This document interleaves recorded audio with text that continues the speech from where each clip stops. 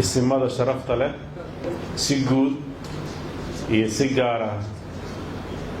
garaad wiilwaal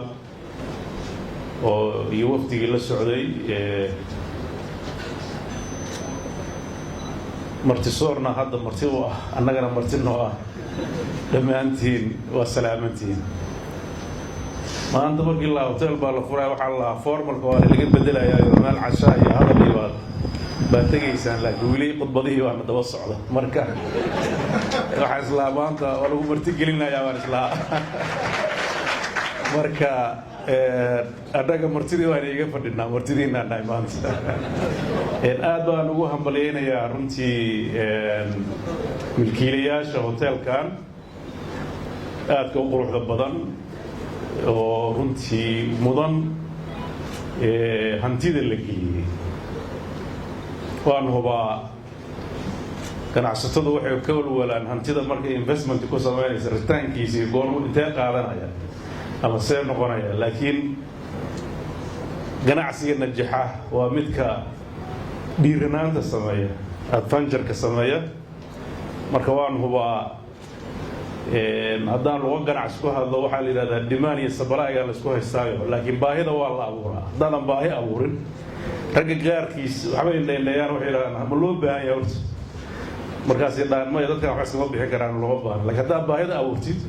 kii waxaysa meel kaleu ka imaanaya maaha gudaha jooga keliya marka waan rajaynayaa in hotelkan oo meel ku filan la waayo waan rajaynaya maxaa yeelay waxaan hubaa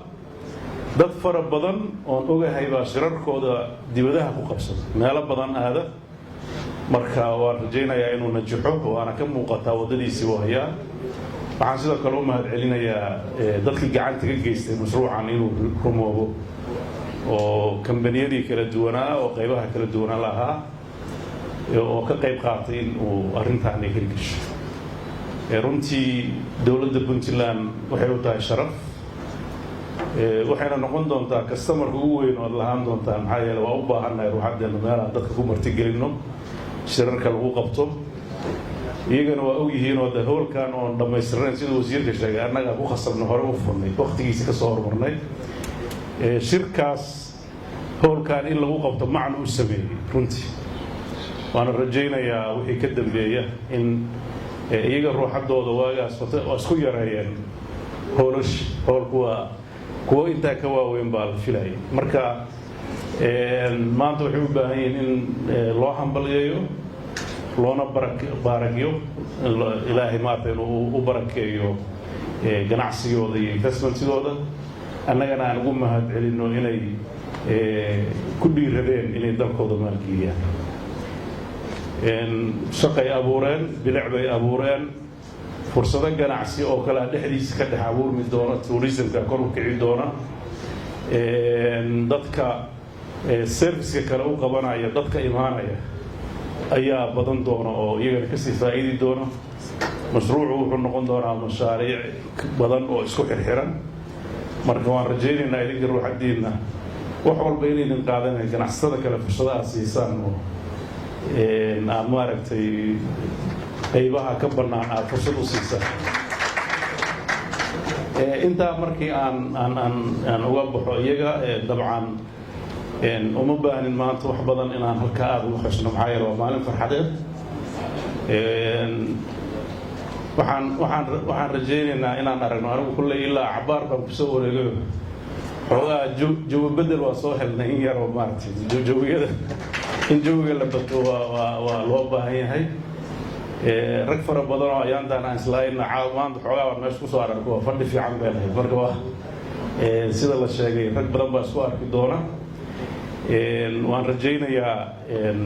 inaad kastamar fiican heli doontaan waana ku kalsoonahay runtii ragga shaqadaas wada in ay soo jiidasho badan samayn doonaan waxaan keliya aan sugnaa waxa weeye hoteelka oo najaxa dadka oo maaragtay qurba joogta iyo dal joogta hadda waa is aamineen xoogaa awal waxaa ka dhexeeyey herdan laakiin hadda waa isqaateen oo lama kala maarmayo marka qurba joogtana waan ugu baaqaynaa inay socodka nagu badiyaan diyaaradihii waa fiican yihiin hoteello fiican waa jiraan xoogaagii ay nagu dhaliili jireenna ورجعنا نقدر أول واحد يجري هذا محاني وأنا بيلا قالوا ما يستان قاركود واحد يجري بيوم معانا الوضوء يسوي من هني مركا hotel كأنه بيوم معايا سيدان في اليوم marka waxaan rajaynayaa in wax badan isbedeli doonaan bilicda magaalada iyo ilbaxnimada iyo nolosha iyo dawladnimadana wuxuu u noqon doonaa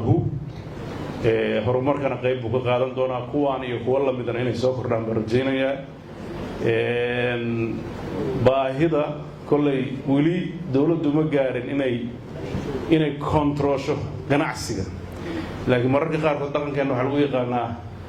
markii midna juxo in aad la isku daydooday baahida la iska dabagalo advice baan siin doonaa kolley kan iyo dhowr kale horta waa loo baahan yahay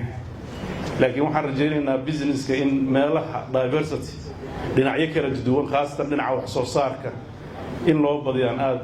u rajaynaynaa si dhaqaaluhu isu kabo oo dhinacuusan u dheeliyin marka aad baad u mahadsantihiin wax kaloo ini farayna male dad fartoon baad tihiin haddaa fikirkan abuurteen ubax baan si gaar ugu mahadcelinayaayo hadda ragga waxaan u malaynaa wal qolo la sixir kaliya ka fikiraya laakiin maanta dhan meelo lagu raaxaysteen oo tilmaamaysa marka jawiga waxbay ka bedeshaan u malaynayaa beeraha iyo jawigaas ayaa ka qiimo badan hurdada marka waan rajaynayaa environment fiican oo dadka wax ka bedeli kara marka ay buuqu iyo ka bato haddii meel fiican shaah ku cabaan oo beer leh oo waxaa laga yaabaa fikirku inuu saxmo labadii xoogaa isqabato siyaasiyiinna qolal fiican u sameeyo ay maaragtay